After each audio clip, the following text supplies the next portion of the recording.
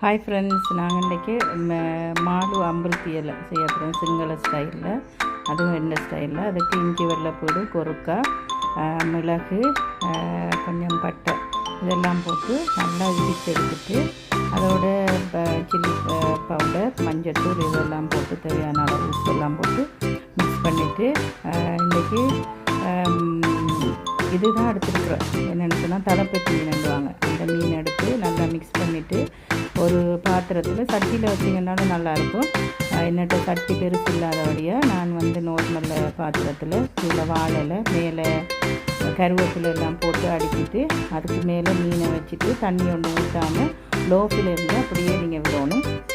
ஒரு ½ விட்டிங்கன்னு சொன்னால் அதில் இருக்கிற தண்ணி எல்லாம் விட்டு அது ரெடியாகும். ஒரு 2 தடவை திருப்பி விட்டுட்டு உங்களுக்கு தெரியும் அது அவிஞ்சிருக்கணுன்னு ஃபயர் ஆஃப் பண்ணிங்கன்னா உங்களுக்கு